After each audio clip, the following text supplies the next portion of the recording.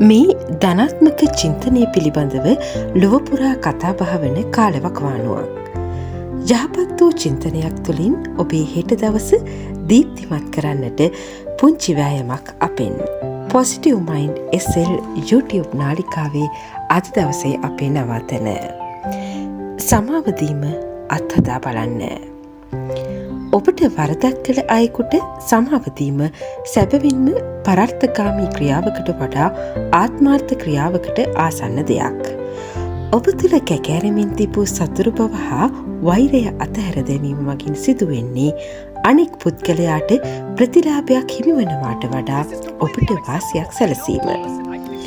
ඔබ කිසිවෙකුට විරුද්ධව කෝපයක් සිතී රඳවාගෙන සිටීම එම පුද්ගලයා ඔබ යන තැන ඔබේ කරමත රඳවාගෙන යාම පමණටම වෙහෙසකර කටයුත්තක්. ඔහු ඔබේ ශක්තියත් ප්‍රීතියත් මානසික සැනසීමත් උරාගන්නවා. ඒත් ඔබ ඔහුට සමාව දුන් වහාම ඔබට ඒ පුද්ගලයා ඔබ කරෙන් බස්සවා ඔබේ ජීවිතයේ ඉතිරි කාලය සතුටින් ගත කරන්නට පුළුවන්.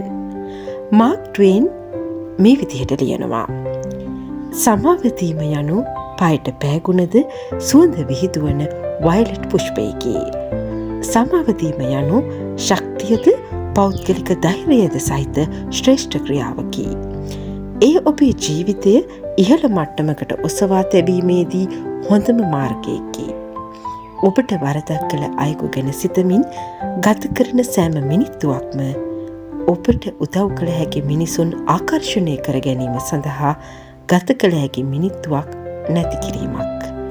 සිතන්න අදම සමාවදීම අත්හදා බලන්න.